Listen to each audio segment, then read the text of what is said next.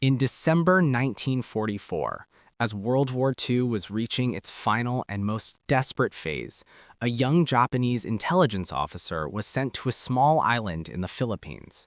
His name was Hiroo Onoda. He was 22 years old. The island was called Lubang.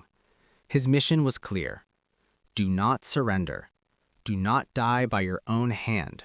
And never stop fighting, no matter what happens. At the time, Japan was losing the war. American forces were advancing across the Pacific. Bombings were destroying cities. Supplies were running low. But Japanese military culture emphasized absolute loyalty and endurance.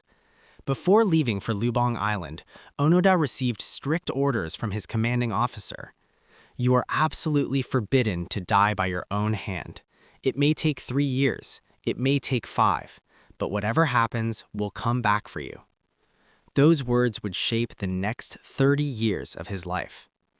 When American forces landed in Lubang in early 1945, Japanese defenses collapsed quickly. Most soldiers were killed or captured. But Onoda disappeared into the jungle. He was not alone at first.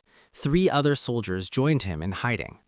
They believed the war was still ongoing.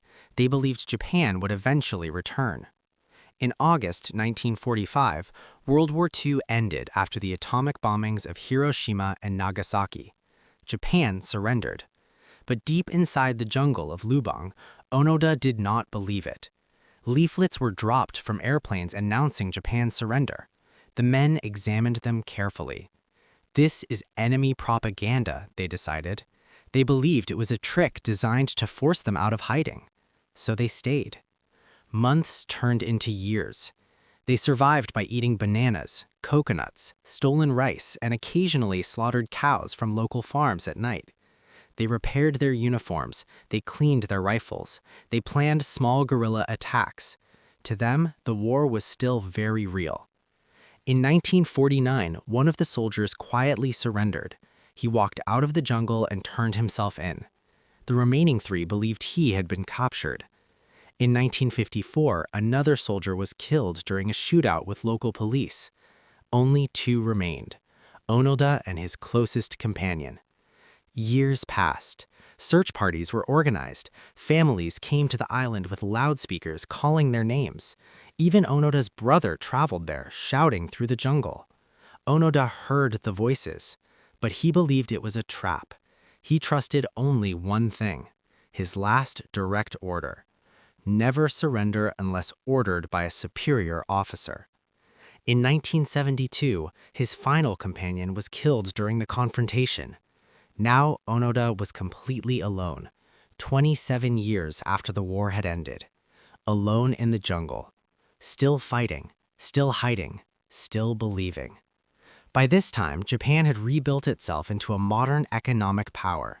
Tokyo was full of skyscrapers. Technology was advancing. The world had changed completely. But Onoda's world was frozen in 1945. He continued small acts of sabotage, believing he was disrupting enemy operations.